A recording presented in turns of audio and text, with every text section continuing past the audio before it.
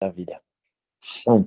Bom dia, pessoal, tudo bem? Bom dia, boa tarde, boa noite, qualquer momento que você esteja assistindo isso aqui. Meu nome é João Hopner, eu sou pesquisador pelo Great Place to Study Brasil. Só esse ano a gente já pesquisou mais de 70 mil famílias de estudantes, educadores, e a gente tem percebido muitas dores de todos esses atores. E em contato com muitos mantenedores, diretores, coordenadores, orientadores, professores dessas escolas todas, a gente tem percebido um movimento que está causando sofrimento nessa liderança, nos donos de escola principalmente, que é a judicialização das relações dentro da escola. Uma ausência cada vez maior do diálogo que a gente está tentando cultivar, cada vez mais, né, notificações extrajudiciais e ações judiciais acontecendo, custos cada vez mais elevados com esse processo, e que, no fundo, muitas perguntas, né? Pode negar a matrícula? Num contexto em que as escolas sentem muita dificuldade de atender a legislação sobre inclusão, o que, que a gente faz? Bullying se tornou crime em 2024, com o cyberbullying sendo ainda mais grave. E aí? E se for fora da escola, no ambiente online, mas com um colega de sala? Um monte de pergunta, e como é que a escola pode, né, se proteger e mais do que qualquer coisa, estar em conformidade com a lei, cuidando de seus estudantes, de todas as suas famílias, não apenas de algumas, dos seus educadores. No próximo ano a gente vai ter aí uma discussão da NR1. Então, são muitas perguntas e muito técnicas. E aqui nessa nossa conversa hoje, a gente tem o Luiz Preto, da Lidere. A Lidere é uma parceira do Great Place to Study que conduz o desenvolvimento de escolas com excelência em diversas dimensões, do marketing e da campanha de rematrículas ao pedagógico, passando pelos processos e, com certeza, né, nesse processo jurídico, para ter um jurídico estratégico. E aqui a gente tem uma pessoa muito experiente, Luiz Preto, que além de um ser humano generoso, bondoso, inteligente, é experiente. Luiz, conta um pouquinho aí do seu trabalho. Na verdade, eu costumo chamar o Luiz Preto de Preto. Então, Preto, vou alternando entre Luiz Preto, Doutor Luiz, talvez, quem sabe, mas conta um pouquinho sobre a tua jornada aí para gente. Legal, João. Primeiramente, é uma honra estar aqui nesse momento com você, com o GPTS, com o Great Place to Study. Vocês fazem um trabalho incrível, né? Que é baseado justamente na coleta de dados, informações e tudo parte daí, né? Então, antes de mais nada, eu gostaria de parabenizar o trabalho que vocês desenvolvem, tá? Fico lisonjeado e honrado com os elogios, muito obrigado, tá? Saiba que é recíproco, né? E nós já tivemos o prazer de estarmos juntos em algumas ocasiões e sei da competência do GPTS, não só do GPTS, da sua equipe, mas sua também, pelo trabalho maravilhoso que vocês desenvolvem, tá? E, bom, vamos lá, vamos falar um pouquinho sobre esse contexto, né? Como a Lidere ela tem uma atuação pautada no desenvolvimento de gestores escolares, né? E como você disse, as dores das escolas, né, os problemas do dia a dia, as dificuldades, os obstáculos, eles aumentaram consideravelmente nos últimos anos, justamente em razão de uma mudança da nossa sociedade, né? Então, a nossa sociedade mudou, as famílias mudaram, os alunos mudaram, o contexto mudou, você tem órgãos fiscalizatórios atuando de uma forma muito mais incisiva, não só órgãos fiscalizatórios, mas famílias, né, conselhos, grupos de WhatsApp de pais, né?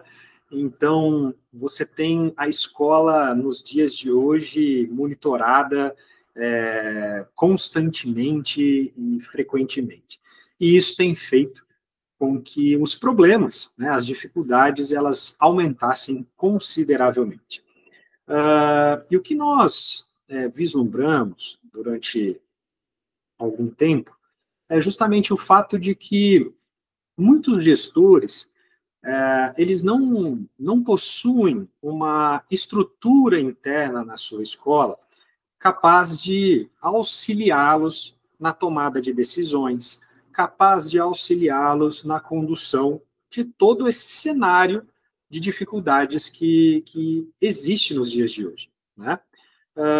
Então, é justamente aí que entra a Lidere, né? Onde ela vai assessorar esse gestor na tomada de decisões, sejam elas pedagógicas, de marketing, né? Também no que diz respeito à experiência do cliente, das famílias, tá? E, igualmente, com orientações jurídicas, né?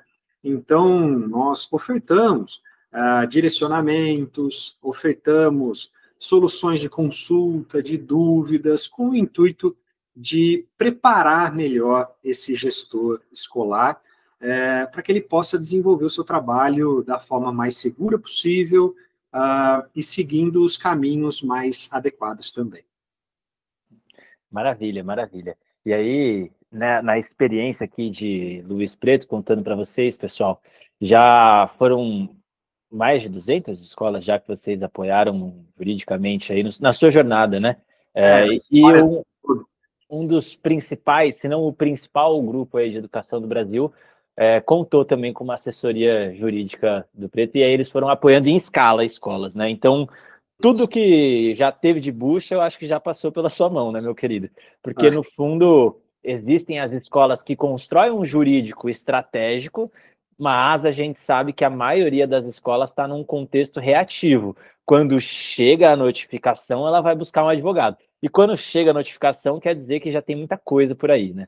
Então, como eu tenho essa essência do Great Place to Study com base em dados, eu preciso trazer para vocês que um dado aqui do Distrito Federal, tá? De 2023 para 2024, o número de notificações de casos de bullying subiu 243%, né? E a gente vê ações judiciais conectadas ao racismo, né? Antes de ontem aqui, a gente está fazendo essa chamada em novembro de 2025, pessoal. Chegou um vídeo de um educador de um colégio, era um estagiário, né? Estava ali com os anos finais do fundamental e ele agrediu o estudante, deu tapa, né? Literalmente, 10 tapas no rosto e na cabeça desse estudante. Óbvio que esse professor e essa escola vão responder judicialmente por isso, né? E aí tem mais uma dor do gestor, né? Ele, poxa, fez todo o processo de contratar, formar, estava testando uma pessoa, essa pessoa que estava em teste foi lá, e aí, no fundo, né, a escola está se responsabilizando por isso, né? Muito mais do que o gestor. Não foi o gestor que deu tapa ali, mas, no fundo, é o nome dele que está no contrato, né? É ele que responde ali legalmente também pela escola, e por mais que ele não seja responsabilizado ali no fim, a dor de cabeça vai passar por ele ali, né? Um outro ponto ali, né? Então, e que foi muito difundido ali, né? No Estatuto da Criança e do Adolescente, desde 2024, bullying é considerado crime, e as pessoas sabem cada vez mais disso, então há, naturalmente, né? Por mais que a gente não vou entrar nem na discussão se existe mais bullying, menos bullying, o que é bullying, é importante a gente se entender sobre isso, né? Mas fato por a gente estar com uma legislação que está em transformação, né, e que está em destaque, naturalmente a gente tem mais aí também notificações, mais processos, e o mesmo a gente pode dizer, né, em relação aos casos de racismo, por exemplo, né? Então a gente tem uma sociedade toda mais consciente sobre o que é racismo é crime, então naturalmente, né, se um educador, se um colaborador da escola tiver um comportamento racista ali, as pessoas estão mais atentas, né, do que se a gente for pensar há 30 anos atrás, então é muito mais provável, sim, que a gente tenha um processo jurídico e legal, né? Mas aí eu queria te perguntar, Luiz Preto, quanto que geralmente custa um processo perdido? E eu nem estou falando só de dinheiro, eu estou falando de reputação, de equipe desmotivada e com medo, das matrículas que não renovam, das noites sem dormir, né? Qual que é o custo da gente não ter um jurídico estratégico? Conta pra gente aí o que a tua experiência te disse. Legal, João. Acho que é um ponto muito importante para ser destacado aqui. Eu sempre tive uma visão, né, de que prevenir é melhor sempre do que você atuar de forma repressiva, né? Eu sou partidário das práticas de compliance, das práticas preventivas, daquilo que pode ser feito pela escola para que ela possa manter um ambiente seguro, um ambiente saudável e que naturalmente vai resultar na diminuição dos conflitos. Tá? Conflitos estes que podem ou não desaguar ali no Poder Judiciário. Né? Então, é muito importante que o gestor tenha essa visão. Nos dias de hoje, justamente por ocasião do cenário em que as escolas estão inseridas, o jurídico, ele precisa ter uma visão estratégica, né? Porque prevenir é sempre melhor do que remediar, tá? Quando surge uma ação, né, um processo, quando o Poder Judiciário ele é acionado, ou até quando efetivamente surgem notificações extrajudiciais, ou procedimentos fiscalizatórios instaurados por Ministério Público, ou o que quer que seja, a escola precisa entender que ela já está suportando prejuízo, independentemente dela ser vitoriosa nessa discussão, judicial ou não. E aí você tocou num ponto muito importante, João, que é justamente a compreensão de que muitas vezes os danos à imagem da escola são maiores do que o prejuízo financeiro que eventualmente ela vai ter que suportar. Né? Então, um processo de indenização por bullying movido contra uma escola, esse processo é público. Né? Certamente você vai ter uma família extremamente descontente com aquela instituição de ensino. E aí vale sempre aquela máxima, né? Faça as coisas corretas, talvez as pessoas fiquem sabendo. Surge um problema, ou tenha um problema, 1 milhão de pessoas automaticamente ficam sabendo, né? Então, o prejuízo à imagem da escola, ele acaba sendo muito evidente e muitas vezes, inclusive, maior do que o próprio prejuízo financeiro eventualmente suportado. Aí eu digo eventualmente suportado porque mesmo que ela saia vitoriosa nessa discussão, ela já está suportando esses prejuízos. Né? Prejuízos estes, né, no tocante à imagem, que diz respeito à questão da reputação dessa escola perante as famílias, né, perante os órgãos regulatórios. Isso pode impactar na campanha de matrículas e rematrículas, e mais do que isso, até como efeitos indiretos dessa questão, nós vamos ter ali a estabilidade dos colaboradores, né? Então você vai ter, por exemplo, professores, muitas vezes com medo, receio, né, limitados em determinados tipos de conduta, com receio disso gerar ou desencadear algum tipo de problema, colaboradores, né, sempre numa posição defensiva, e aquele ambiente escolar, que é um ambiente para ser saudável, um ambiente de desenvolvimento, um ambiente de construção, um ambiente de evolução, ele não se torna nada disso, né? Ele se torna um ambiente fechado, ele se torna um ambiente de pessoas com medo, de pessoas com receio, enfim, um ambiente não propício para o desenvolvimento daqueles alunos e para o desenvolvimento da escola como um todo. Né? Como eu disse, esses danos à imagem, esses danos indiretos, muitas vezes eles são piores do que o próprio prejuízo financeiro. Tá? Falando em questões financeiras, né, nós temos hoje um judiciário bastante reativo no que diz respeito a essa questão de bullying e cyberbullying, e aqui vai uma informação muito importante. Né? Você tem em muitos locais, em muitas comarcas, né, cidades, juízes que não estão tão habituados a lidar com esse tipo de discussão. Tá? Porque, de fato, João, muito embora isso seja frequente dentro de uma escola, tá? Não é tão frequente no universo todo de discussões que tramita dentro do Poder Judiciário. Tá? Então, essas ações, elas, frente à totalidade das matérias que podem ser discutidas em juízo, elas se tornam muitas vezes pequenas, e você tem juízes que muitas vezes não estão habituados ou não são afetos a esses temas, né? Não só juízes, mas auxiliares do judiciário como um todo, né? Incluindo aí psicólogos e assim por diante. E isso naturalmente gera uma maior dificuldade no trato e na condução desse processo. Tá? O problema já surgiu, a petição inicial já foi distribuída, a discussão ela já está instaurada, né?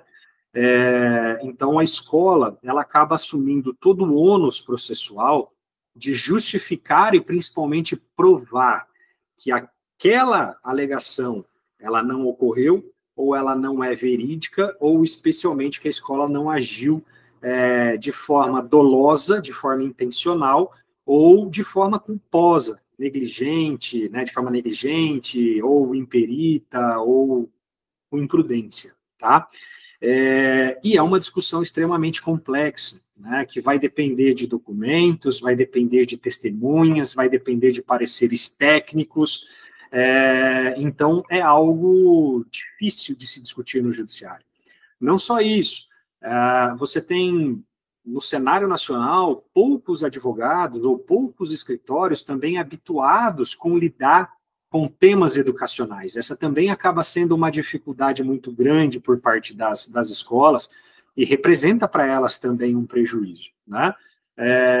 Então, sem dúvida, João, eu sou partidário do agir preventivamente com o intuito de evitar que esses conflitos aconteçam, do que deixá-los desaguar no judiciário e ir lá ter que fazer as explicações necessárias e coerentes por causa dos prejuízos que isso gera, com certeza. Tá?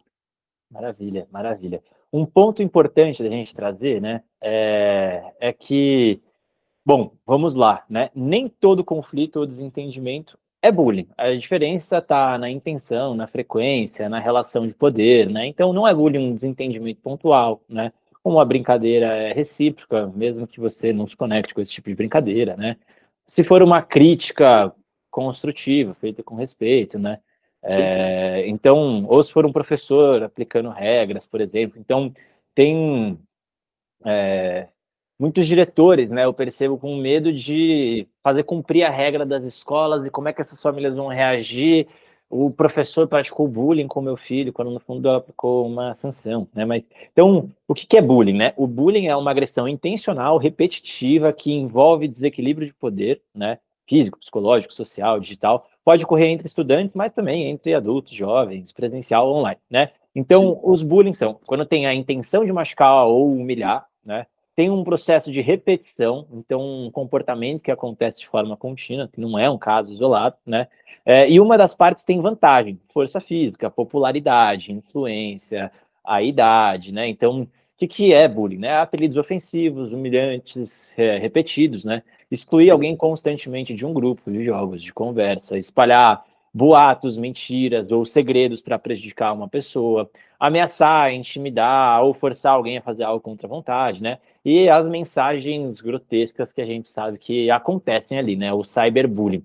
Sim. E aqui trazendo esse ponto, uma das coisas que eu ouço muito das escolas, né, é que antes era, claro, crime igual polícia, né, pedagógico escola, mas agora o bullying é crime, e o bullying acontece dentro de toda a escola. Então, em níveis muito diferentes, isso a gente percebe com os dados do Great Place to Study, e principalmente, né, o processo de responder a esse bullying, né, ou o protocolo da escola é muito diferente. E tem muitas escolas que me dizem, né, então, se a gente acionar o conselho tutelar em todos os casos, quanto que a gente vai falar com o conselho tutelar pela semana? 5, 10, 15 vezes? Então, o que é importante uma escola fazer? Porque, no fundo, que bullying é crime, os mantenedores, os diretores já sabem há muito tempo, né? Sim. Mas o que é importante, então, uma escola fazer para legalmente, né, ela estar adequada, vamos chamar assim? Legal, excelente, João. Vamos lá. A escola, veja só, quem está praticando bullying, né, pode ser outro aluno, pode ser eventualmente um colaborador daquela escola, não essencialmente a pessoa do diretor da escola, né? Mas por que a escola ela acaba sendo responsabilizada? E por que nessas ações sempre vão figurar no polo passivo a figura do agressor, né, de quem efetivamente praticou bullying ou cyberbullying, e em conjunto com isso, com ele, a escola, né, também vai figurar no polo passivo dessa ação. Porque essa acaba sendo a posição mais ordinária, mais comum de se vislumbrar no judiciário. Porque a escola, ela pelo Instituto da Responsabilidade Civil, prevista lá no nosso Código Civil, ela tem o dever de vigilância, tá? Ela tem o dever de se posicionar, né? Ela tem o dever de assegurar um ambiente livre dessa realidade do bullying e do cyberbullying. Então, quando configurada essa omissão, e aí eu digo a omissão porque quando está configurada uma ação proposital da escola, né, ou de algum colaborador, não há muito o que se dizer, né? Mas quando configurada uma omissão da escola, ou seja, uma situação em que a escola poderia ter intervido, e se a escola tivesse feito essa intervenção, aquela prática teria cessado, né, teria sido extinta, ou ela não teria acontecido, tá? E a escola, por consequência, não se posicionou nesse sentido, e nós temos a configuração de uma omissão. Então, a escola ela acaba respondendo por falha nesse dever de vigilância, nesse dever de assegurar um ambiente propício ao desenvolvimento educacional, tá? Esse é o ponto, né? E aqui, João, eu sempre costumo dizer, e eu já ouvi de muitos diretores o seguinte, né? Situações de bullying eu prefiro nem ficar sabendo, né? Poxa, não é assim, tá? Porque esse não ficar sabendo pode configurar essa omissão que nós estamos falando aqui e gerar uma responsabilização para a escola, né? E inclusive hoje criminal para a figura do diretor, né? Porque como você bem disse, bullying hoje é crime. Agora, o que a escola precisa fazer diante desse contexto da existência de uma situação de bullying ou cyberbullying? Ela precisa se posicionar, ela precisa tomar providências, ela precisa intervir, tá? Para afastar a configuração dessa omissão, tá? E a forma mais recorrente, mais comum, e talvez a mais correta da escola se posicionar nesse sentido, é através do que nós chamamos de processo de sindicância escolar. Não sei se vocês já ouviram falar disso, tá? Mas a sindicância escolar, ela nada mais é do que um procedimento composto por etapas que a escola deverá adotar quando efetivamente tomar conhecimento de uma circunstância de bullying ou cyberbullying. É importante que essa sindicância ela aconteça de forma sigilosa dentro da escola, tá?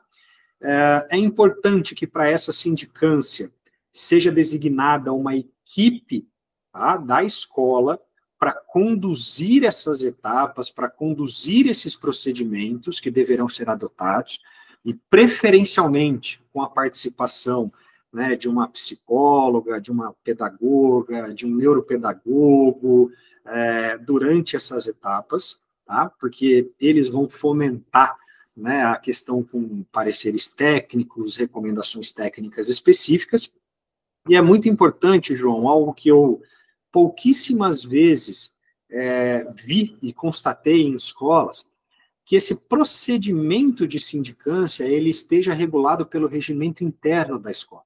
Tá? Vocês não vão encontrar em legislação nenhuma algo falando sobre essa sindicância interna. Tá? Então, a construção dessas etapas, o procedimento, a regulação, é muito importante que isso esteja previsto no regimento interno.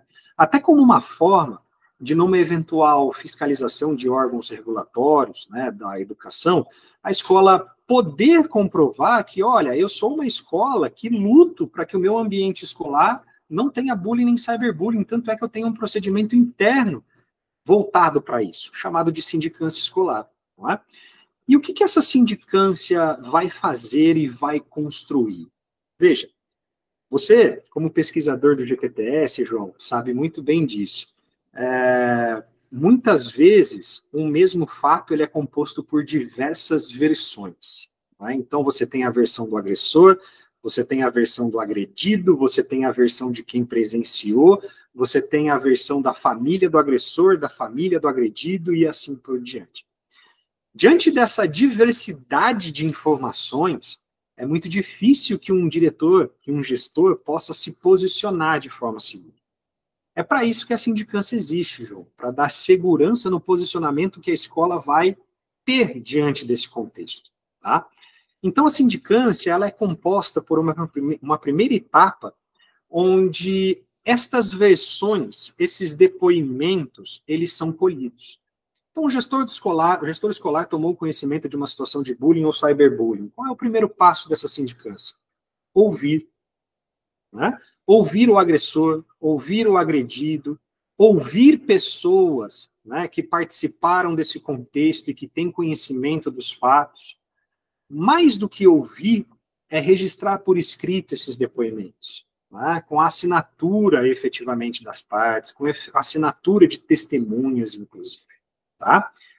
Depois de concluída essa etapa de investigação, né, de oitiva, é muito importante que a escola tenha profissionais com quem ela possa compartilhar essas informações para obter laudos técnicos, laudos de psicólogos, laudos de profissionais médicos, laudos de pareceres de advogados, né, da coordenação pedagógica da escola, para que aí, então, você possa ter o diretor, depois de ter reunido todas essas informações, ter condição e clareza de se posicionar adequadamente e especialmente de forma fundamentada.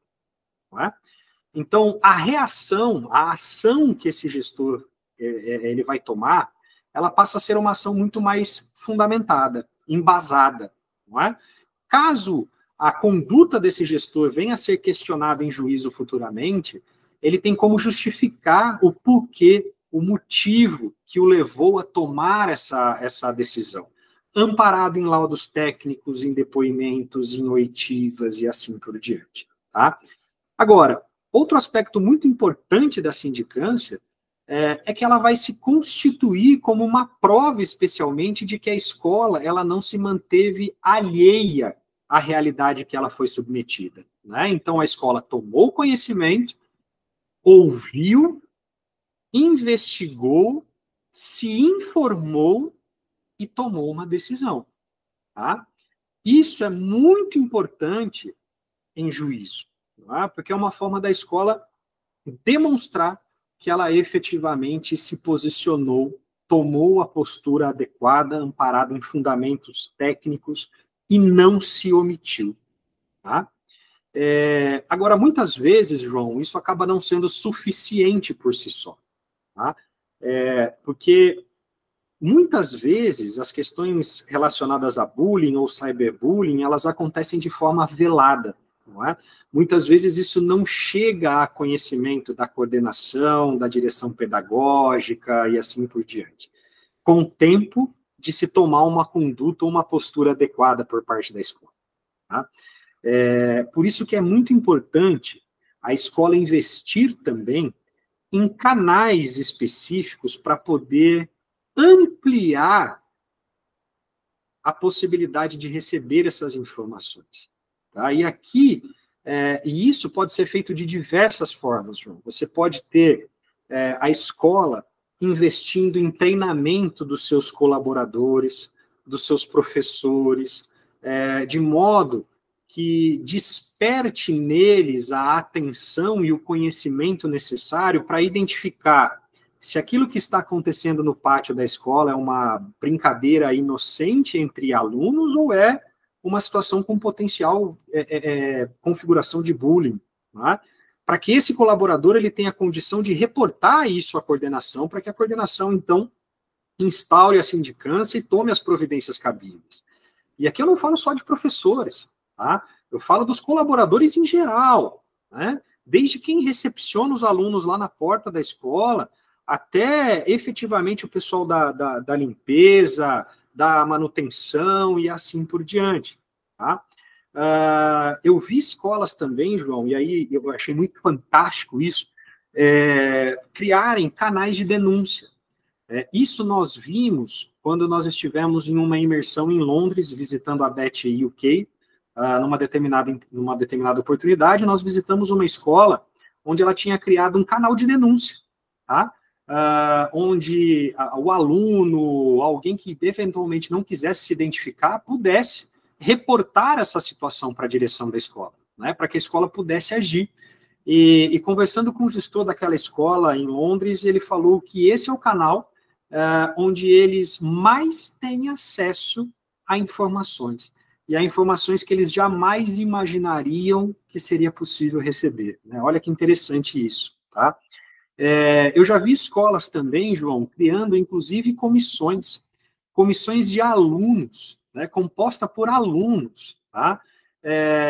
Responsável, né, obviamente não com um dever legal, tá? Mas responsável por reportar situações que potencialmente poderiam ser configuradas como bullying, tá?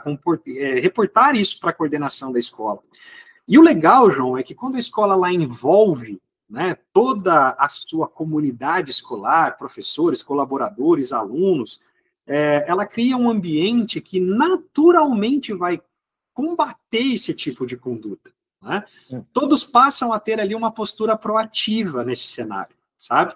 Porque todos passam a entender o que é bullying, o que é cyberbullying, né? Os malefícios que essas condutas causam na vida das pessoas, tá? Então, a escola ela precisa investir nisso também, tá? Que é uma forma de expandir a forma de ter acesso a essas questões, né? Isso também, em juízo, tem um grande valor, tá? Perfeito. Dentro do Great Place Study, do nosso instrumento de pesquisa, a gente consegue gerar por escola índices de bullying, né? Então a gente sabe, existe bullying onde existe adolescente, via de regra, mas em grau muito diferente quando a gente olha uma escola e outra, né? E aqui eu já vou deixar duas coisas, assim. Primeiro é uma dica. O que eu vejo nessas escolas que têm os melhores índices, né, em relação ao ambiente saudável, né? Ou seja, os índices mais baixos de bullying. São dois pontos que você bem trouxe, assim. Um primeiro ponto é, a campanha de bullying ela é importante. Ela é muito mais potente quando feita pelos próprios estudantes. E quando o terceirão resolve construir uma campanha anti-bullying, as coisas acontecem, né? Porque geralmente é quem está lá em cima na hierarquia social. Então, essa é uma das coisas que eu já percebi de padrão, né? Mas o terceirão tem que querer. A gente quer que eles queiram, mas eles têm que querer, né? Então, esse é um ponto. O outro ponto é a gente tirar as práticas restaurativas do papel com coerência e habilidade. É muito difícil uma pessoa que não tem um desenvolvimento emocional, uma estabilidade emocional, e aqui eu estou falando dos educadores, da equipe de atendimento da escola, conseguir colocar na prática aquilo que a gente chama de práticas restaurativas sem um processo profundo e intenso de autoconhecimento. Exato. Porque, né, o que vai acontecer? As famílias trazem, né, para o meu filho, prática restaurativa, para o filho do outro, porrada, né? Punição, senão a escola está se omitindo. É importante que a escola tenha convicção naquilo que ela acredita, né? É importante que a escola tenha mapeado, né, seus processos e protocolos, e aí a minha segunda dica é sobre isso, né? Mas principalmente que a gente tenha uma pessoa ali experiente em construir essa lógica restaurativa dentro do sistema. Até porque, honestamente, se chegou um processo judicial, é porque a gente já não construiu relação. E aí, cara, esse trabalho, essa parceria entre Lidera e Great Place Study é muito forte, porque, né, a gente entende as famílias que estão chegando, a Lidera ajuda as escolas a pensarem no que é um onboarding dessas famílias, porque quando a gente faz essa construção de relação, pensa bem, né, e até a gente pode pegar aí uma analogia aos divórcios, né, quando o processo é dialógico, quando o processo, por mais que a gente esteja num divórcio aqui, de um casamento, quando há diálogo, e há respeito e há conexão, o processo todo se torna menos complexo, menos violento e deixa de ser fale com o meu advogado, não converso mais contigo, né? A gente consegue dialogar apesar de estar imerso em dor. E aí a minha segunda dica é protocolos. A gente tem muitos protocolos mapeados que você precisa seguir, né? Então, existem, né, níveis assim. Então, o primeiro ponto aqui, depois a gente vai compartilhar o material do Great Place Study sobre os protocolos aqui da prática anti-bullying, né? Mas a primeira coisa que você faz é uma matriz de gravidade, leve, médio, grave, para você entender. Eu vou fazer esse processo aqui me preparando já para uma documentação judicial, né? Porque isso aqui foi gravíssimo e provavelmente vai se tornar essa questão mesmo, né? Ou eu fazer um outro processo, né? para a gente conseguir dar a dimensão de tudo isso que está acontecendo na escola, né? E aí tem um fluxo de acionamento conforme a gravidade, é uma documentação diferenciada para cada gravidade, mas em todos os contextos é importante que uma equipe esteja capacitada para lidar com o bullying, né? Bom, treinamento, né? treinamento, formação, né? Porque quando a gente vê, né, esse processo na minha época, você não pode depender que seja de um inspetor da escola, de um funcionário da minha escola que acredita na minha época, né? Sofri bullying e tô normal. Não, Sim. dá para achar também, por isso até se está normalizando a violência. Mas aqui eu ia jogar, né, um outro ponto, inclusão. Só antes de Claro, você falar de inclusão, João, eu posso dar só mais uma contribuição aqui nesse cenário? Hoje, essa questão do bullying, cyberbullying, ela está tão enraizada, e ela é uma preocupação tão evidente, que ela passou a ser um diferencial para as escolas que adotam práticas efetivas, né, de combate a essa questão. Tá? Eu falo por mim, né, eu tenho um filho de 3 anos de idade e uma filha de 1 aninho de idade.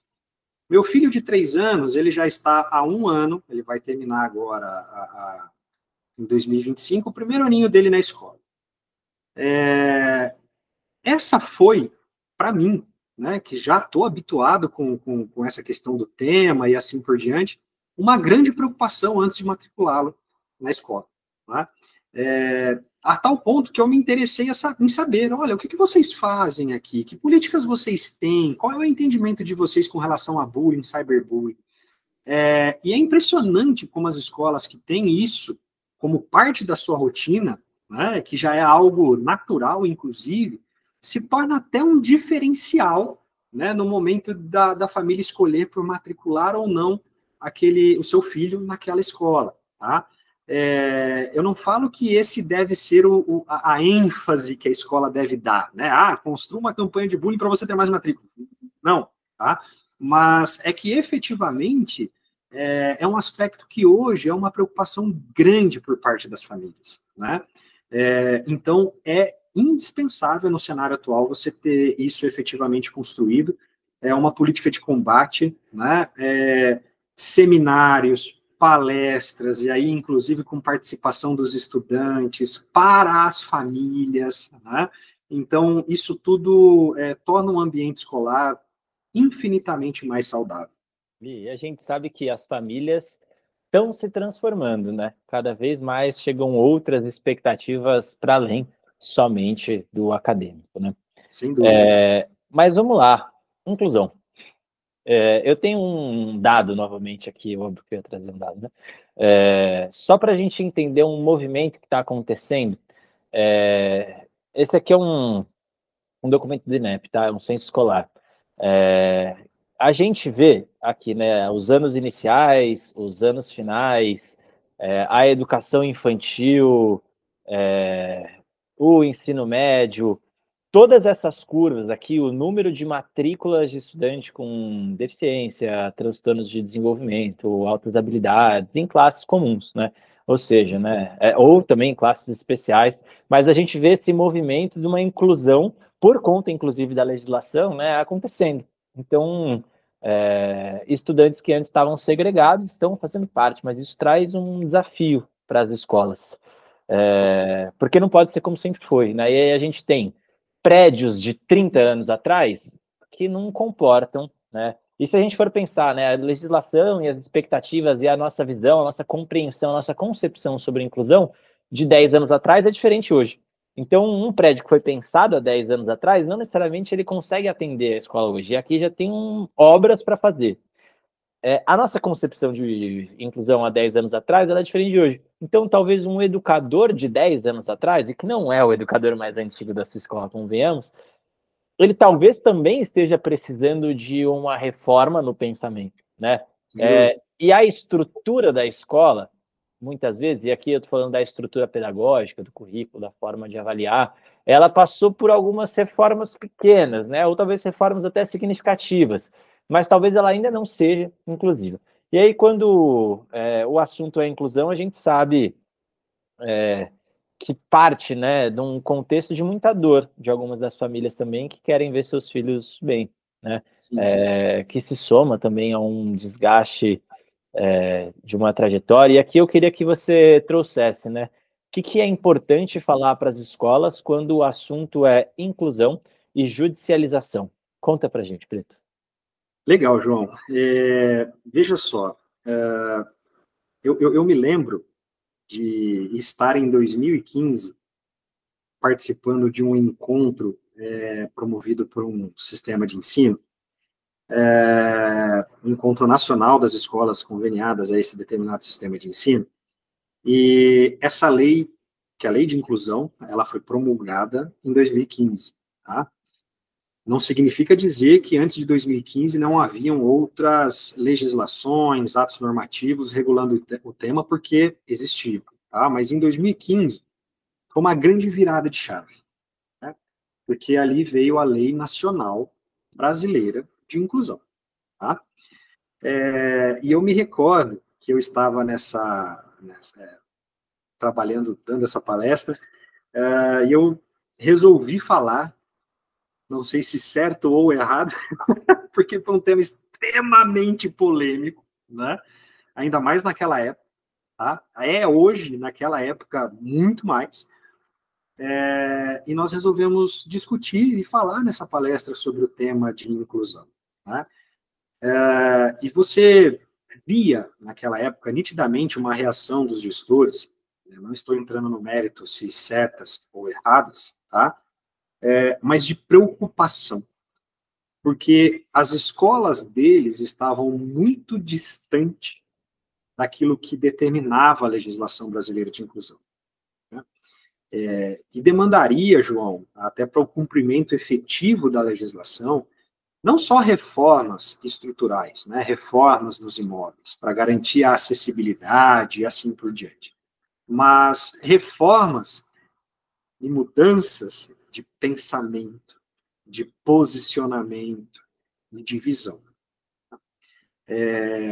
Basicamente, a legislação de 2015 ela deixa claro, olha, a escola não pode negar matrícula e nem rematrícula por não ter condições de atender aquele aluno que tenha qualquer espécie de neurodivergência, tá? E isso gerou, naquela ocasião, uma revolta muito grande por parte dos diretores, né? Olha, não, nós não podemos concordar com isso, olha o que eu vou ter que investir, olha o tanto de mudança que eu vou ter que fazer no imóvel. Outros falavam, é mais fácil fechar a escola, não dá para continuar desse jeito, e assim por diante. Com o passar dos anos, né, nós estamos em 2025, então 10 anos depois, ainda existe muita resistência por parte das escolas com o tema inclusão, existe muito desconhecimento sobre a legislação e sobre aquilo que pode ou não, ou que deve ou não a escola fazer, tá? Mas eu já vejo uma maior aceitação da realidade por parte das instituições de ensino, tá? No sentido de que as escolas entenderam, né? Como eu disse no início da nossa conversa, a sociedade mudou, as famílias mudaram, muita coisa mudou, especialmente depois de pandemia, né? E diante desse contexto, João, as escolas elas não têm a opção hoje de negar a matrícula ou a rematrícula de aluno fundada na questão da neurodivergência. Olha, minha escola não tem condição de atender o seu filho, tá? Esse hoje não é um motivo aceitável, especialmente para o judiciário, tá? Então, não existe mais espaço para essa realidade. É preciso entender isso de uma forma definitiva, né? E é uma realidade que não vai mudar, tá? A inclusão veio, vai permanecer, vai continuar, e ou as escolas se adaptam a essa realidade, né, e param de brigar com essa circunstância de não concordo, não aceito e assim por diante, você pode até discordar, tá? Mas é uma realidade que veio para ficar e as escolas precisam se adaptar. E a principal mudança, João, que precisa acontecer na forma de pensamento e de visão das escolas com relação a esse tema. Né?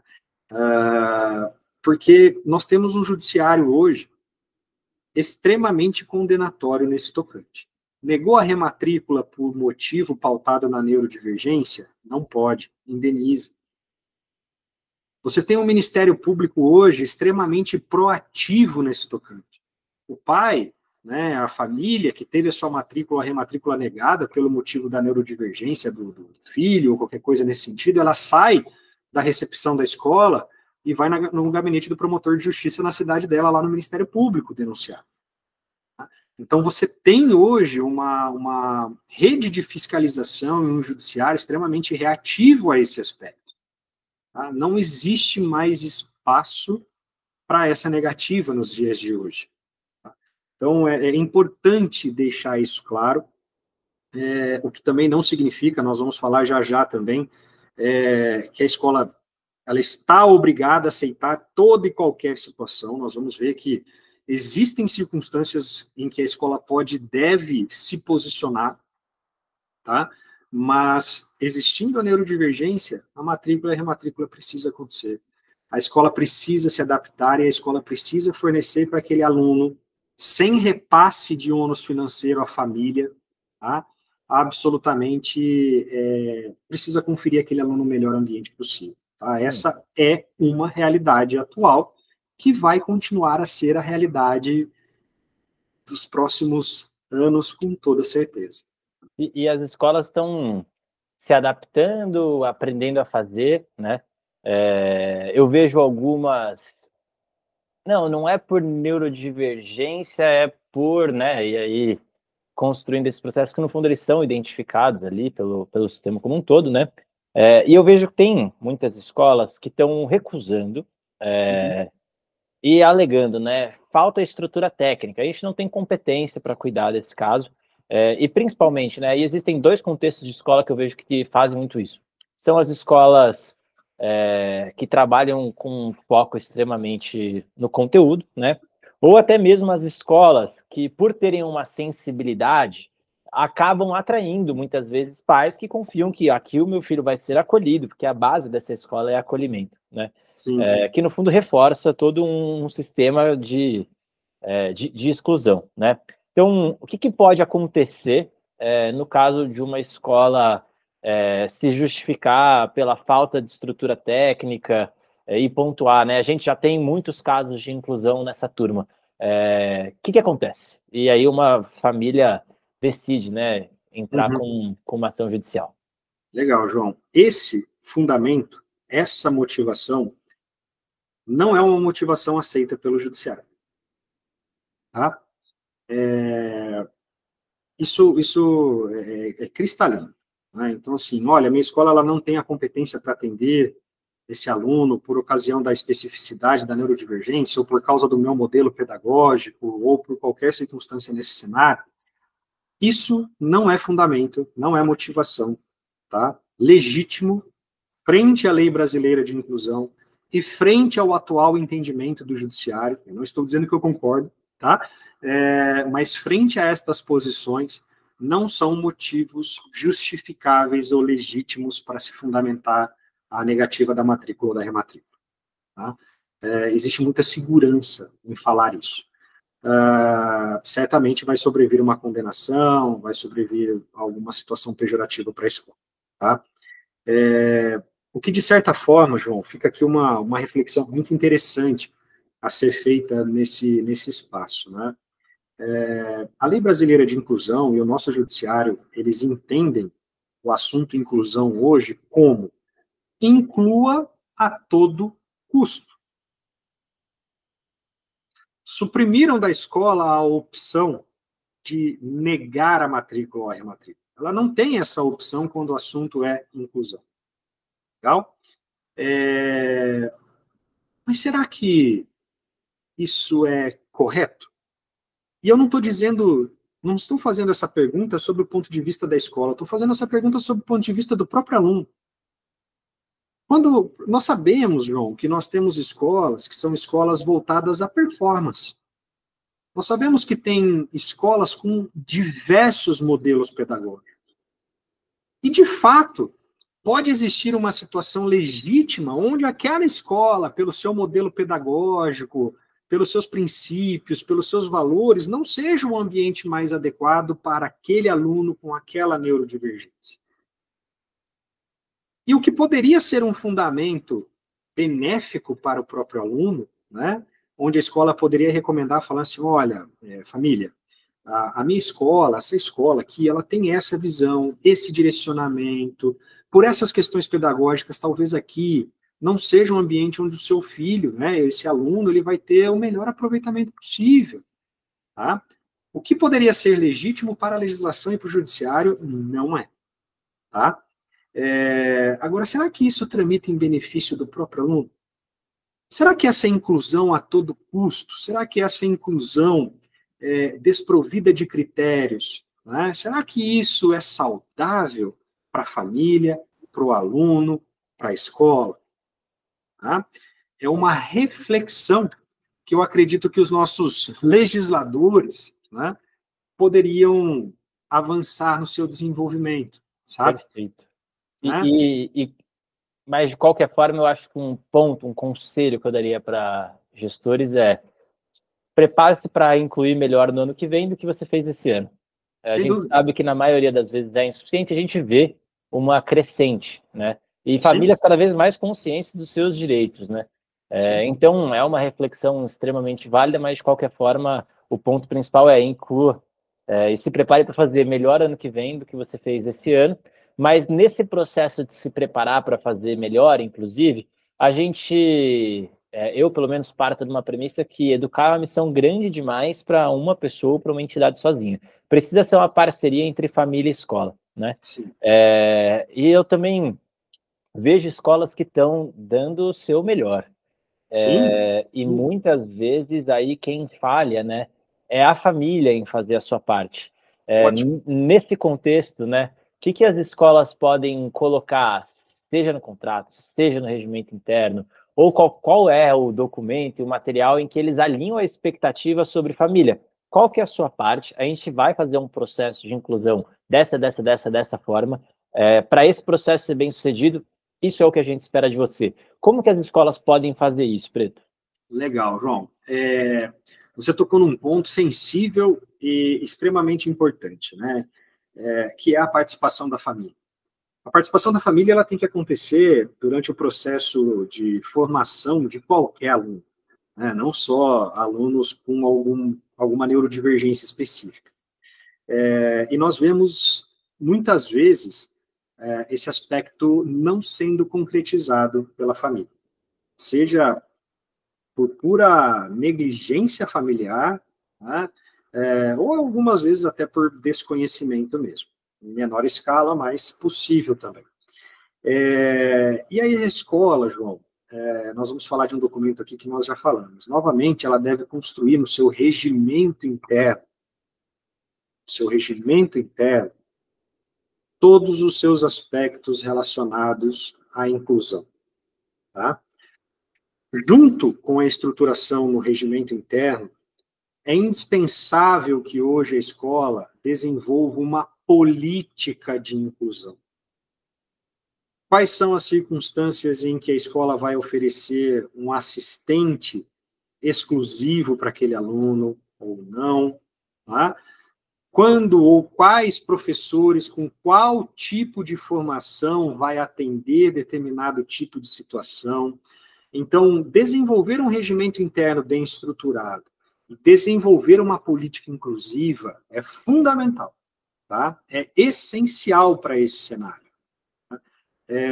Justamente porque no ato da matrícula, quando o pai ou quando aquela família assina aquele contrato de prestação de serviços, certamente vai constar uma cláusula naquele contrato de prestação de serviços em que, ou por intermédio da qual, automaticamente aquela família aceita os termos do regimento interno, daquela política de inclusão e assim por diante. Tá?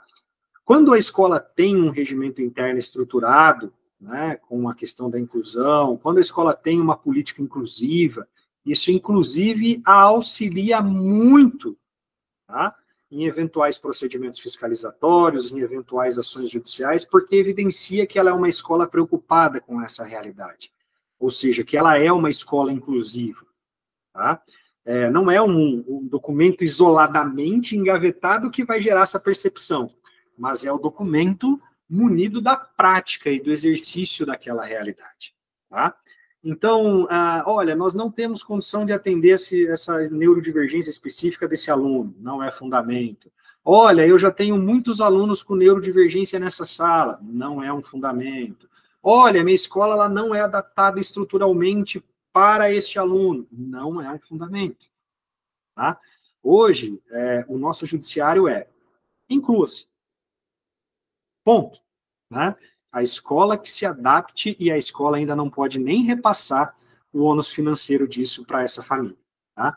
E aí, até aproveitando e falando dessa questão de ônus financeiro, muito embora isso não possa ser repassado, obviamente, para a família, né, esse aspecto, porque hoje é visto como uma obrigação da escola, nada impede, João, que reformas que precisem ser feitas na instituição para adequação, garantia de acessibilidade, contratação de professores que sejam especialistas no atendimento de neurodivergências, assessores, psicólogos, toda essa estrutura, isso implica, obviamente, numa oneração financeira para a escola. Tá? E muito embora ela não possa repassar isso diretamente para aquela família, né, são fundamentos que a escola pode justificar no seu planejamento orçamentário para o ano seguinte, o reajuste da mensalidade, obviamente, não para aquela família, não para aquele pai, para aquela situação, mas um reajuste global, né? Porque passa a ser efetivamente justificado. Tá? São investimentos que são feitos na instituição, são investimentos que, de acordo com a lei de mensalidades, podem estar previstos no planejamento orçamentário e podem justificar, obviamente, um reajuste da mensalidade para o ano letivo seguinte. Obviamente, desde que não seja algo abusivo, né? Mas isso também pode ser feito de forma escalonada e assim por diante. Eu sempre que eu converso, né, com diretores, decisores, gestores e principalmente ali, né, os financeiros das escolas que estão passando por situações mais difíceis, eu tenho a vontade de no primeiro momento dar um abraço ali, porque é esse processo, né, de uma notificação que chega, já a gente vai falar sobre os educadores à flor da pele também querendo trazer a causa, né, trabalhista, do bullying acontecendo, a gente precisando contratar a formação, e ele vendo muitas vezes do caixa vermelho, assim, né? Então, é essencial ali profissionalizar essa gestão também para lidar com esse processo tão desafiador, né? Precisa ser estratégico, né? Sem dúvida. A gestão como um todo estratégico, né? A gestão como um todo construindo, né, essas transformações. E aqui eu tenho uma pergunta, até essa aqui não era algo que estava previsto. Eu posso, e eu imagino já que a resposta vai ser não, mas eu vou explorar contigo. Eu posso ter um valor, R$ 1.000 a mensalidade, e aí ter critérios, por mais subjetivos que sejam, para dar descontos ou não? Eu fico em dúvida, né? Não sei o detalhe das escolas, se alguma delas tem praticado, né? O nosso valor é tanto, e aí elas fazem uma avaliação e decidem o desconto que elas conseguem dar. Isso legalmente é válido, é justo, é honesto, né? Acho que essa é uma outra pergunta. E as escolas podem fazer isso? Você se refere a questões de desconto ou não para famílias com alunos neurodivergentes ou isso no geral? Eu vejo no geral, mas talvez as escolas encontrando uma brecha aí para identificar, né? Nossa, e que no fundo é mais uma forma de segregação, né? Esse estudante é neurodivergente, então ele vai pagar o preço cheio, né? As outras famílias eu consigo dar um desconto. Entendido. Veja só, João. Toda escola ela precisa ter uma política de descontos. Para não virar aquela miscelânea, né? E para não virar uma situação onde a escola muitas vezes acaba sendo refém da família. Tá? Ela precisa ter uma política, mas mais importante do que ter uma política, ela precisa fazer cumprir essa política. Né? Ou seja, não abrir exceções. Ela vende a educação daquilo que as famílias têm de mais precioso, tá? que são seus filhos, não é? Isso precisa ser valorizado, tá? A escola, ela precisa, na construção da sua política de descontos, ela precisa levar em consideração seus valores, seus princípios, ela precisa enxergar valor naquilo que ela entrega para aquele aluno, para aquela família e assim por diante, tá? Para que ela possa construir uma política e não se render, né, a situações de, olha, mas se eu, na outra escola eu consegui X, eu vou para lá se você não me fizer esse preço. Olha, vá para lá, nós não vamos mudar o preço. Essa é a política e ela vai ser cumprida, tá? E essa política, João, ela não pode fazer tratamentos diferenciados ou segregatórios por classes, características, quaisquer que sejam, tá? Ela precisa ser uma política isonômica, vale para qualquer aluno da instituição, tá? Então, a partir do momento em que eu começo a ter esses aspectos de tratamentos diferenciados, eu posso dar margem para a discussão, em especial quando nós temos alunos com neurodivergência, né? Eu não estou entrando no mérito aqui daquelas questões, por exemplo, existem escolas que, se for a família for lá do Corpo de Bombeiros, da Polícia Militar, etc., tem um desconto de X%. Não, isso ok, tá? Mas preveja isso na sua política de descontos, né? Agora, aluno com neurodivergência, porque o bônus é maior, não tem desconto. Isso eu não posso fazer de forma alguma, tá? Eu não posso ter esse tratamento segregatório. Agora, só enquanto eu lhe respondi essa pergunta, me veio à mente aqui algo que você perguntou na pergunta passada, que diz respeito sobre a questão da participação proativa das famílias, tá, João? A família, ela tem que participar ativamente na construção, né, do processo de desenvolvimento daquele aluno, seja o aluno neurodivergente ou não, isso é fato. Agora, o que a escola pode fazer quando eu tenho uma situação em que a família não participa ou a família não compartilha da visão da escola e do posicionamento da escola? Bom, aí a escola pode e deve agir, né? Na semana passada, eu tive em contato com um diretor de uma escola do Pará, tá? E lá ele estava com uma situação onde havia um aluno com neurodivergência na escola dele, matriculado na escola dele, e eles constataram que aquele aluno ele não estava sendo medicado efetivamente para aquela neurodivergência que ele tinha. E essa medicação acontecia em casa, porque era uma medicação ministrada no período noturno, antes dele dormir. E como é que a escola ficou sabendo disso efetivamente? Numa determinada situação, conversando com a avó dessa criança que havia ido buscar ela na escola num determinado dia, né? Esse diretor me questionou: o que eu faço? Comunique por escrito à família. Olha, tomamos conhecimento que o seu filho não está sendo devidamente medicado, isso está afetando o comportamento dele na escola, prejudicando o rendimento dele escolar, e o diretor assim o fez, de modo, João, que ele precisou comunicar à família por 6 vezes consecutivas, num espaço de 4 meses. Tá? Eu falei com ele a semana passada, foi a última vez que ele tinha comunicado, e ele me perguntou: Preto, o que eu faço? Né? Eu estou comunicando, estou pedindo, e a escola não está fazendo, e a família não está fazendo. Aí nós precisamos tomar uma postura mais drástica, tá? Porque daí nós passamos a ter um menor em situação de risco, que necessita de cuidados médicos e não está tendo por parte da família. Comunique o conselho tutelar. É um caminho que pode ser tomado, tá?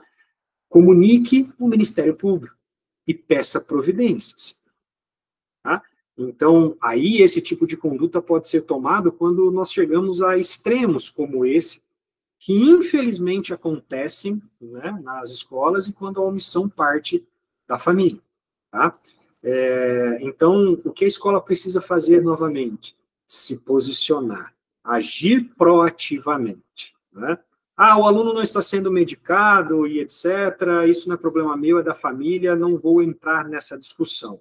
Está errado, porque se esse aluno efetivamente agride outro dentro da escola, isso pode gerar um problema sério para ele, para a escola e para o próprio diretor, tá? Então, cuidado com esse tipo de situação, né? Uma outra coisa aqui também, João, para destacar sobre esse ponto, diz respeito aos laudos, né? Então, a família chega lá com um laudo X do neuropedagogo, o neuropsicólogo Y, falando que o filho dela tem autismo nível X. Tá? A escola é obrigada a aceitar esse laudo? A escola, João, ela tem o direito, e isso de fato é uma possibilidade que a escola tem, tá? De investigar. Ela pode ligar para esse neuropsicólogo e conversar e falar, olha, o senhor atendeu o aluno X aí, tal dia, apesar da questão de sigilo, tá? Essa é uma informação que pode ser compartilhada uma vez que aquela escola está pronta a recepcionar aquele aluno. Né? Então, olha, eu estou ligando para saber as condições clínicas, médicas desse aluno, porque eu preciso ter essas informações até para poder dar o melhor atendimento para ele. Tá? A escola pode submeter esse aluno à realização de um laudo realizado pela escola? Pode. Tá? Deve. Né? Por quê? Porque sobre essas características, João, é que a escola vai ter que desenvolver todo o plano de desenvolvimento desse aluno. Né? Então, ela precisa ter uma informação colhida por ela e ela tem esse direito, efetivamente, de investigar e, inclusive, de colher laudos próprios, tá, desse estudante, que envolvem laudos de desempenho psicológicos e assim por diante. Isso pode acontecer, tá? Então, só para deixar esse ponto e para que aquela outra resposta não fique incompleta. Eu vou misturar as duas coisas agora, né? Então, se uma família não tiver de acordo com o regimento interno ou com os acordos estabelecidos ali no contrato de prestação de serviços educacionais sobre as responsabilidades ali da contratante, no caso da família, né? A escola pode romper esse contrato. Então, por exemplo, a gente combinou que a família virá à escola para uma reunião de tutoria uma vez por trimestre. Ela não compareceu uma, não compareceu duas, e aí? Ou até num contexto mais profundo, né? Uma família está sendo negligente, uma família de um estudante agressor está sendo negligente. Falando brincadeira do João, né? E o João está lá, causando sofrimento em metade da turma, né? Sim. E aí?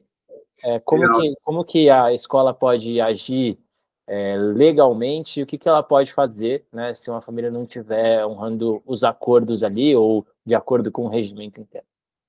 Ela precisa, João, construir esse contexto, né? Então, não vai adiantar nada a escola não se posicionar durante o ano inteiro, chegar lá no final do ano, no momento da rematrícula, e ela simplesmente negar a rematrícula. Ela precisa construir esse contexto, ela precisa documentar esse cenário, né? Então, se foi combinado com a família, olha, vocês vão precisar participar de uma reunião a cada 3 meses ou a cada mês para nós estarmos acompanhando juntos aqui a evolução do seu filho, né? Sabendo se ele precisa de mais algum cuidado ou não, enfim, como é que nós vamos conduzir isso? E a família se omite diante desse cenário, João, é perfeitamente possível que a escola, mediante a documentação e os registros dessa negligência familiar, ao final do ano letivo, não aceite a rematrícula. Mas veja que, nesse caso, a escola vai estar negando a rematrícula não por ocasião da neurodivergência. Ela vai estar negando a rematrícula por ocasião de omissão e negligência familiar com relação à condução e o cumprimento das obrigações contratuais dela. São coisas diferentes. Tá? Perfeito. E para mim, aqui a gente está falando mais até do caso de bullying, né? Sim, também é algo que pode acontecer. Mas todos os outros contextos. Sem dúvida. Desculpa. Mas isso precisa ser documentado. Né? A escola ela precisa ter provas, ela precisa ter condição de, num eventual questionamento dessa postura dela, ter como mostrar, olha, silêncio, sim, eu neguei a rematrícula, mas olha por que eu neguei a rematrícula. Né? Eu fiz a matrícula dele, combinamos que teríamos essas reuniões, a família não compareceu em nenhuma, a família não medicou corretamente o aluno, a família não retorna com relação ao cumprimento das tarefas, das atividades que são passadas para aquele aluno, então neguei por comissão da família, né? Não neguei por uma circunstância relacionada à neurodivergência daquele aluno, tanto é que eu aceitei a matrícula dele anteriormente, tá? Mas eu não posso, né, continuar a prestar o meu serviço educacional adequadamente se a família não realizar a parte dela. Tá? Então, isso sim é um motivo justificável. Já trabalhei em casos no judiciário, em outros estados relacionados a questões semelhantes a essa, onde foi acolhida a pretensão da escola e reconheceu como válida a justificativa e a recusa da rematrícula. Perfeito. Aqui de uma forma geral, e talvez até num jogo rápido aí, quando que a escola pode recusar uma matrícula, né? Ela pode utilizar da tese do desinteresse comercial? Ela pode há algum respaldo, né, na recusa de matrícula por existência de processo contra outras escolas? Quando que ela pode recusar uma matrícula? Conta pra gente. João, a partir assim de uma análise de casos que foram analisados pelo nosso judiciário, é seguro dizer para você que a negativa da matrícula ou da rematrícula, ela precisa estar fundamentada em dados sólidos, concretos, tá? Então, assim, um simples desinteresse comercial, eu não vejo como um fundamento plausível, apesar de ser uma instituição privada, tá? Para se negar aquela matrícula. Mas, uma ausência de vagas, né? Olha, se esgotaram as vagas. É possível. Desde que eu tenha como fazer prova, e aí como é que eu faço prova disso? Todo período de matrícula e rematrícula, a escola precisa lançar o seu edital de matrículas e rematrículas. Ela precisa constar no seu edital de matrículas e rematrículas, o que eu vejo, infelizmente, pouquíssimas escolas fazendo, a quantidade de vagas disponíveis. Né? E aí ela teria como provar que aquelas vagas já foram preenchidas, não tenho mais vagas, a minha oferta foi essa, por isso eu não posso aceitar a sua matrícula. Tá? Se isso for questionado judicialmente, eu tenho como mostrar o meu edital de matrículas e rematrículas, que vai demonstrar a quantidade de vagas ofertadas, e os contratos de prestação de serviços educacionais que eu celebrei, que provam que aquelas vagas, até a data daquela solicitação, já haviam sido preenchidas, e que eu não tenho mais como absorver efetivamente esse aluno no quadro. Isso é um motivo justificável. Tá? Desinteresse comercial, eu não vejo como um motivo satisfatório aos olhos do judiciário para negativa, até porque nós estamos falando de uma relação onde se aplica o Código de Defesa do Consumidor. Tá? O contrato de prestação de serviços educacionais, ele precisa respeitar o que o CDC, o Código de Defesa do Consumidor, ele estabelece. Né? Então, eu não arriscaria negar uma matrícula ou rematrícula por esse fato, especificamente. E você falou de mais uma outra situação que eu ainda não me posicionei, mas eu esqueci aqui qual é. Dá uma refrescada aí? Com certeza. Eu estava explorando, no fundo, né, quais são esses cenários. Então, um outro cenário que eu ia trazer aqui, que se conecta com o que eu trouxe, não é exatamente ele, né, mas, por exemplo, eu colocar um critério de uma aprovação numa prova ou um critério acadêmico para aceitar a matrícula de um estudante. Tá. E junto com isso eu lembrei, você tinha falado do da família ter processado outras escolas, né? O processado outras escolas também não vejo como um motivo plausível, tá? Por um simples motivo, né? Muitas vezes aquele processo pode ser legítimo, né? A propositura daquele processo pode ter se configurado com base numa pretensão resistida da escola equivocada, injustificada, né? Então, eu não posso fazer um juízo de valor dessa questão como fundamento para negar a matrícula ou rematrícula. Tá? Mas, por exemplo, eu posso solicitar, João, e aí isso também precisa estar no meu regimento interno, precisa estar no meu contrato de prestação de serviços educacionais, uma relação de documentos que aquela família precisa apresentar para que aquela matrícula ou rematrícula seja aceita. Tá? Não sendo apresentados esses documentos, eu também tenho uma justificativa legítima para negar essa matrícula ou rematrícula. Perfeito? Então, isso também é importante. Agora, diante do contexto, né, explorando outros cenários, é preciso ter uma cautela. Eu sempre partiria do princípio, João, de que para negar uma matrícula ou rematrícula, eu preciso estar embasado em circunstâncias concretas, plausíveis e justificáveis, tá? Para que justamente isso não desague lá no judiciário. Uhum. Maravilha. Bom, acho que um ponto aqui para a gente ir endereçando o nosso papo, mas que esse não pode deixar de estar aqui, em especial pelas resoluções todas aí do Ministério do Trabalho, a gente tem falado muito sobre a NR1, né, a norma regulatória do Ministério do Trabalho ali, em que é, né, o mesmo contexto ali da segurança no trabalho em que a gente vê, né, dentro da obra você precisa usar capacete, você precisa medir os riscos, né, você precisa, e que no fundo agora a gente está trazendo, né, riscos ocupacionais como passíveis, né, de também, né, colaboradores entrarem ali com um processo em relação à escola, trazendo causas trabalhistas. A gente já sabe, né, tem também, dentro do instrumento do Great Place to Study, a gente mede esses riscos, né, a gente tem avaliações ali sobre liderança, sobre clima e cultura, e a gente ajuda as escolas a endereçarem cada um desses casos, mas eu queria que você trouxesse uma breve visão sobre a ANR1 e sobre os impactos que isso tende a ter nas escolas, né? E aí trazendo aqui esse papo tão estratégico, né? Porque pensa bem, quando a gente viu a legislação sobre inclusão mudando, a gente vê esse movimento acontecendo agora e as escolas estão reclamando, né? Exato. A gente viu bullying se tornando ali, né? Entrando na legislação e as escolas percebendo isso agora. Aqui agora está acontecendo, né, um movimento também de legislação sobre os riscos ocupacionais no trabalho. Conta para a gente um pouco das suas visões e como que as escolas, na prática, né, podem estar de acordo com a legislação quando a gente está trazendo, né, os riscos conectados à saúde mental dentro do trabalho. Legal, João, legal. É um tema que é a nova onda depois da inclusão, né? É a NR1. Isso gera muita preocupação nas escolas. E aí, assim, na verdade, a NR1 ela era para ter já entrado em vigor, né?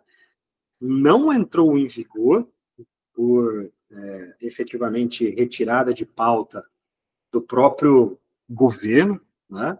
Onde se entendeu que até aquele momento não haviam sido definidos critérios para se apurar efetivamente a violação ou não da NR1 e mais, que tipos de orientação, né, poderiam ser direcionadas às empresas, e é aqui salientando que a NR1 ela não é aplicável somente a escolas, né, mas é aplicável a qualquer empresa, tá?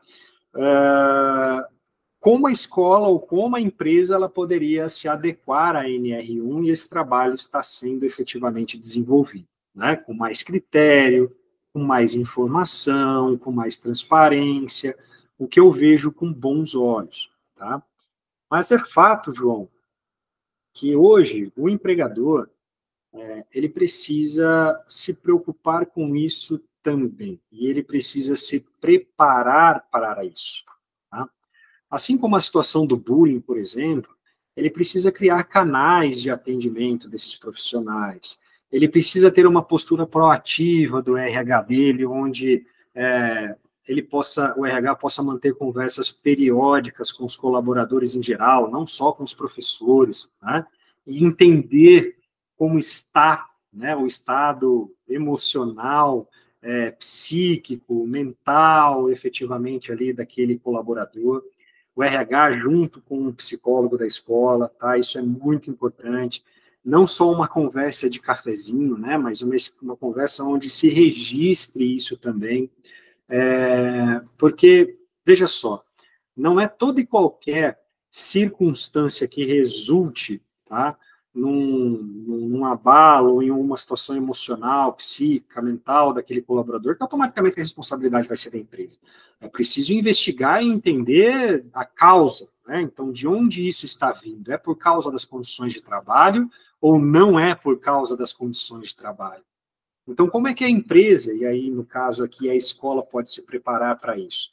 Essas reuniões periódicas de RH, com psicólogo, falando com os colaboradores da escola, eu vejo que é um canal muito interessante, porque permite um mapeamento dessas questões, e aí o próprio GPTS, né, durante as pesquisas, levanta essas questões também, que permitem à escola criar cenários próprios, né, que permitam a ela identificar, poxa, esse colaborador aqui, ele está desenvolvendo isso, nossa, mas vamos olhar para o histórico de trabalho dele, nossa, esse cara está fazendo hora extra todo dia, né?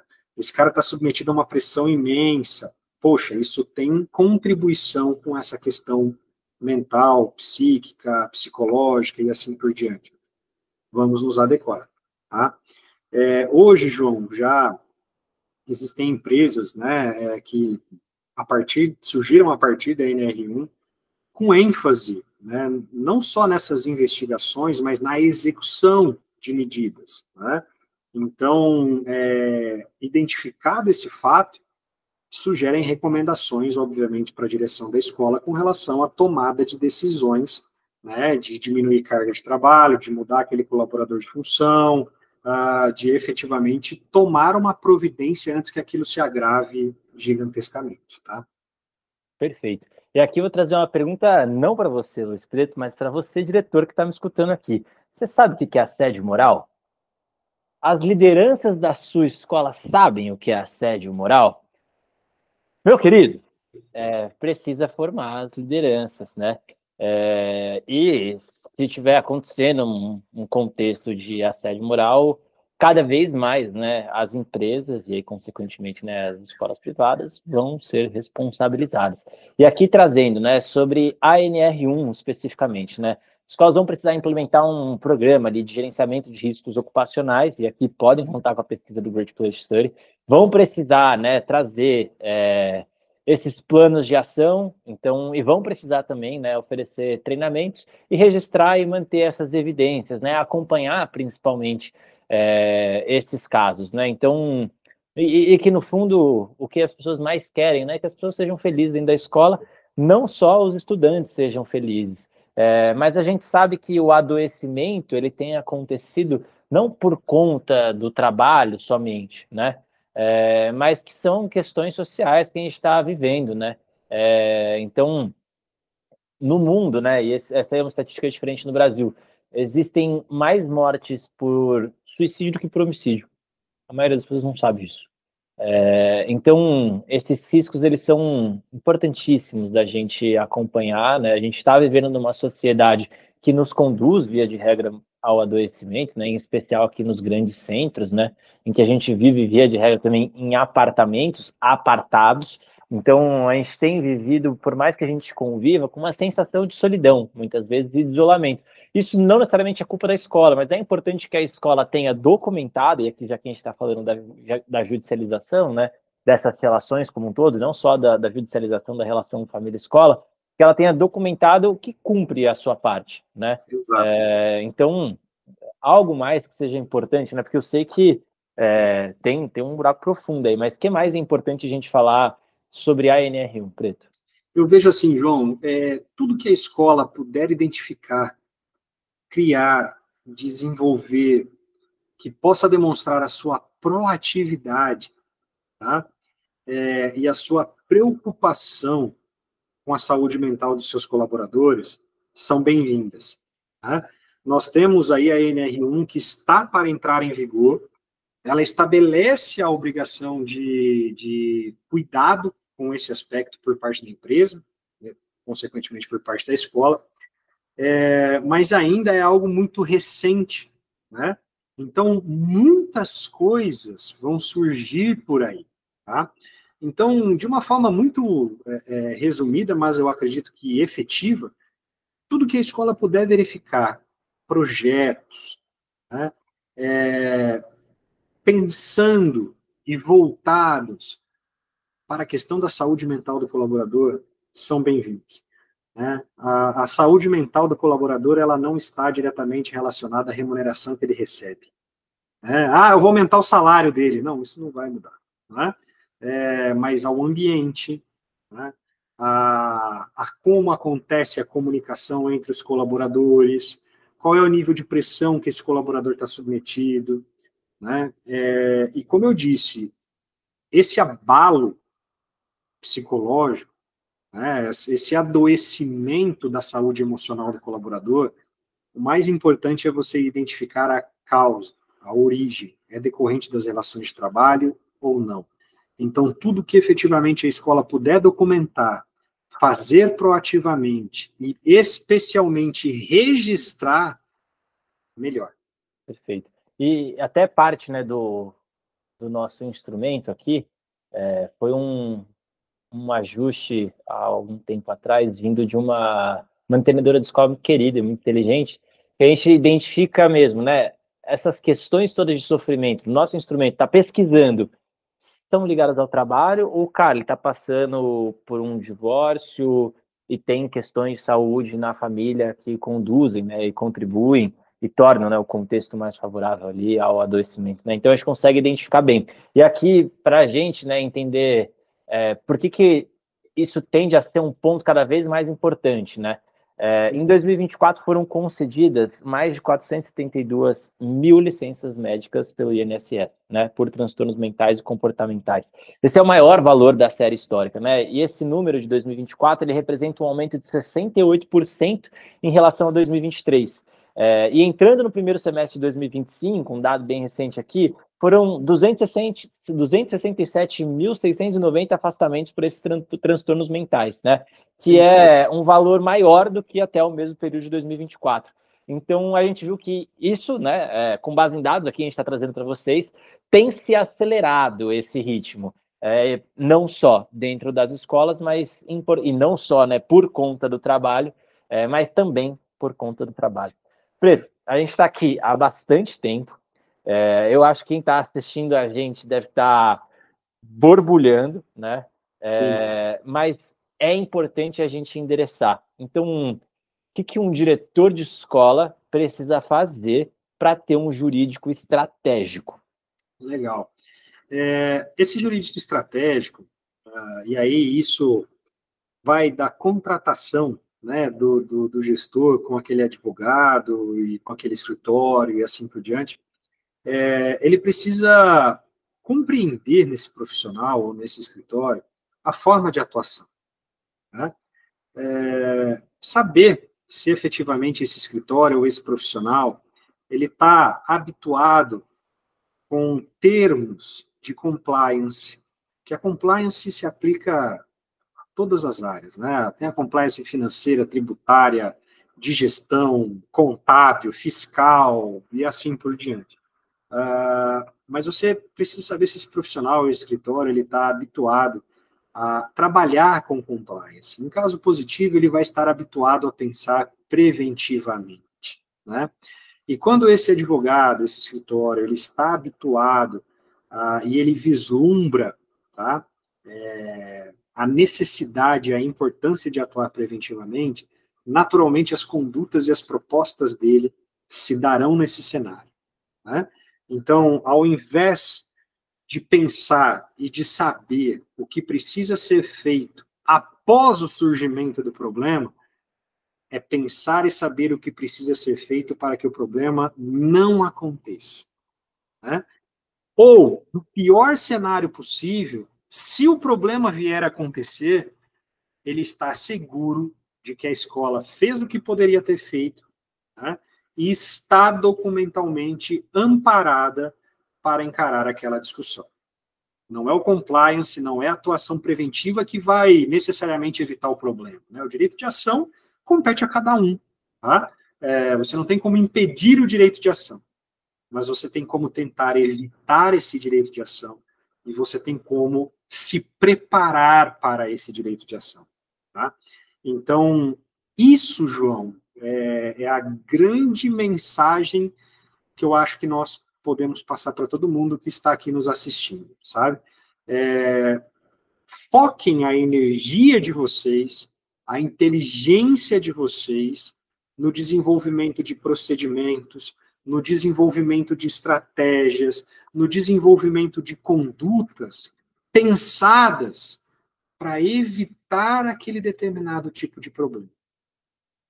Maravilha, tá? Maravilha. Não para repreendê-lo depois de ter surgido. E caso um contexto trágico aconteça, porque a lógica de uma família é essa, que você esteja em paz e dentro da lei, né? Exato. Bem respaldado, bem organizado. E eu reforço, né? O custo de ter esse processo jurídico estratégico e preventivo é muito menor do que o reativo. e custos financeiros, emocionais, e até mesmo do número de horas da sua agenda que você vai gastar, que é tão preciosa, né? João, eu já tive, infelizmente, contatos com diretores que se sentiram tão desgostosos com a atividade da gestão educacional por causa desse contexto todo que nós falamos aqui, que optaram por vender a escola, deixaram a atividade, mudaram os caminhos, né? E não precisa ser dessa forma. Uhum. É uma atividade tão nobre, né? Tão especial. E quando você começa a atuar preventivamente, os problemas passam a se tornar pequenos. Tá? A escola passa a estar numa posição onde ela não tem mais aquele medo, não tem mais aquele receio, porque ela sabe que ela está agindo dentro das linhas, registrando, documentando e se preparando para qualquer tipo de situação que venha a acontecer. Esse é o objetivo, tá? Esse é o fundamento do compliance. Maravilha, maravilha. Pessoal, aqui a gente focou, né, um papo de judicialização, mas eu reforço, quando o assunto é marketing, matrículas, pedagógico, mergulhar no bullying, na formação dos educadores, no onboarding das famílias, aí tem muito papo com a Lidere.